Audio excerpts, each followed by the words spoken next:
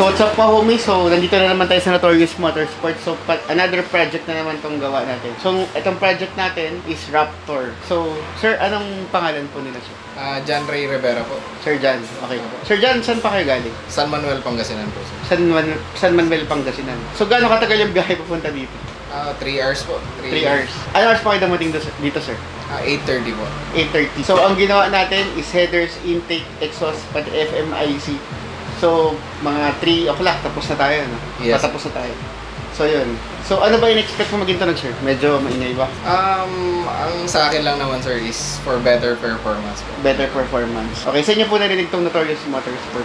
Sa Ford Ranger Club. Ford Ranger Club. Okay, sa mga homies natin dyan, Ford Ranger Club. Shoutout sa inyo. Okay. So pakinggan na natin kung ano magiging tunog ditong ginawa natin na Ford Ranger Raptor.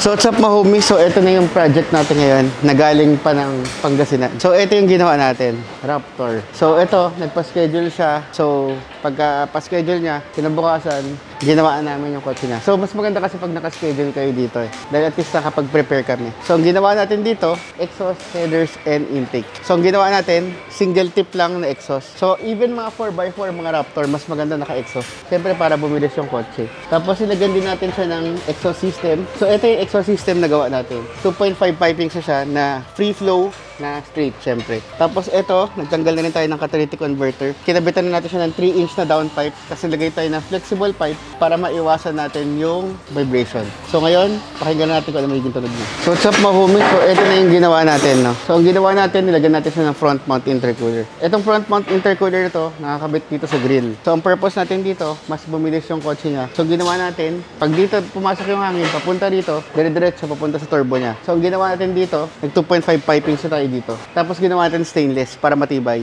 Kasi mostly sa mga Raptor, ito yung nagiging issue. Puputok to. So ginawa natin, pinatibay na natin siya. Ginawa natin siya stainless, tapos nilakihan na rin natin siya. So naka 2.5 na siya. Tapos nilagyan din natin siya ng air intake para syempre mas malamig yung hangin na pumapasok. Tapos ito na yung finished product na ginawa natin. So ito na yung pinaka-intercooler niya. So ngayon, pakinggan natin kung ano magiging tunog niya.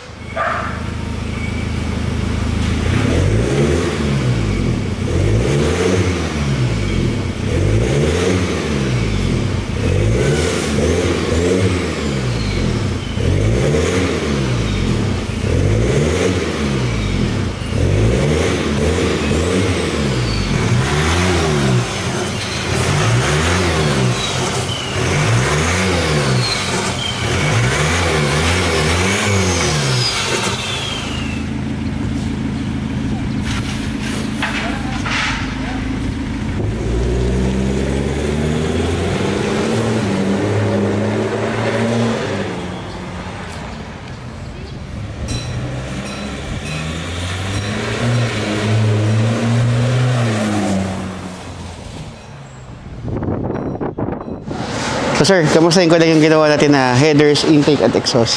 Okay po. Maganda po yung performance. Ang ganda Bumilis po ng ba? hatak. Yes sir. Maganda ba yung improvement? Yes sir. Sulit, yung biyahe. Yes sir. Sulit na sulit. Thank you. Sure.